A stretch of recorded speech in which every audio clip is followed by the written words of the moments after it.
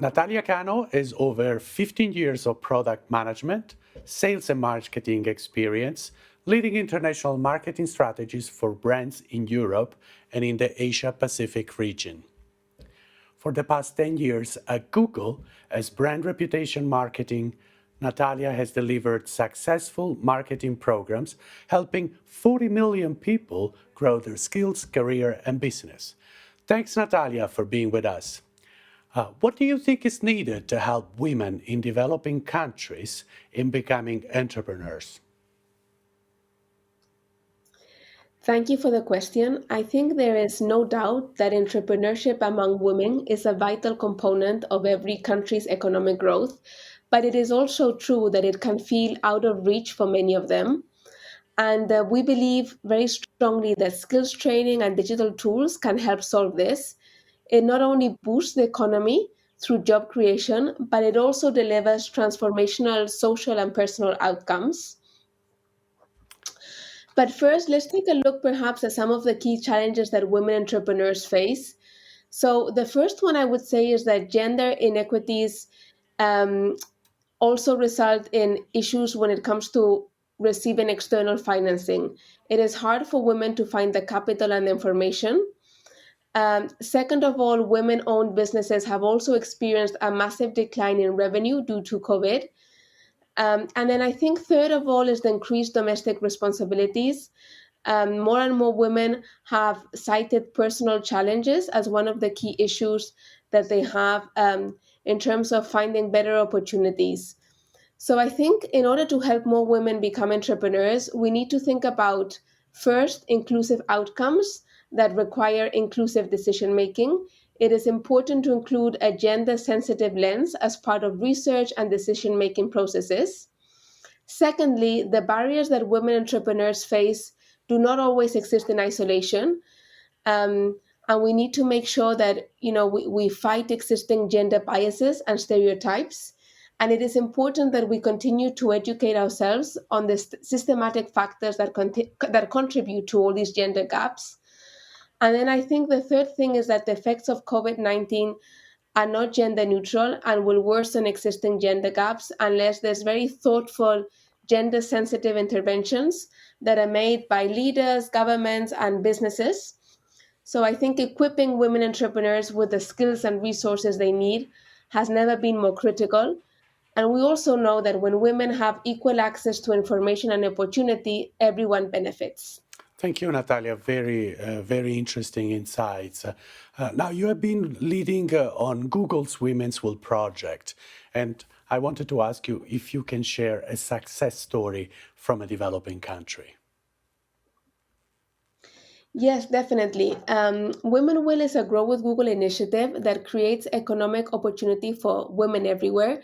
We launched it back in 2014 and it is now expanded into 50 countries. We've trained over 40 million people in digital skills. And I think the biggest success of the program is that although it's very global in nature, it has really adapted to the local needs. It's not one program, one size fits all.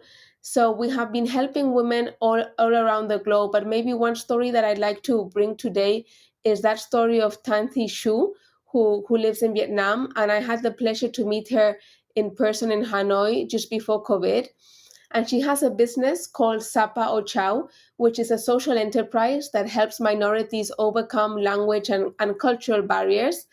And she also provides jobs that promote sustainable tourism in the area.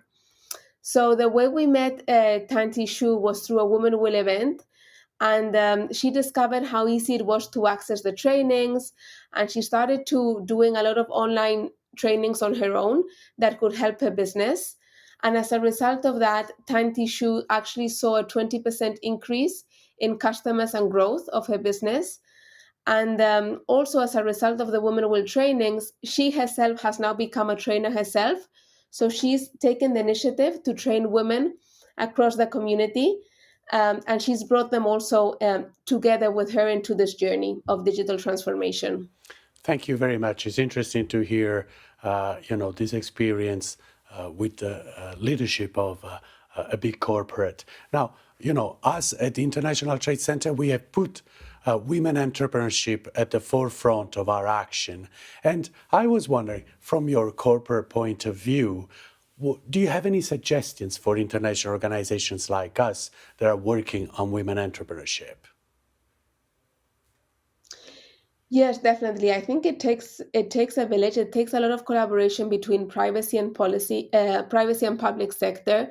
I think from a policymaker standpoint, there is more that could be done to simplify bureaucratic procedures.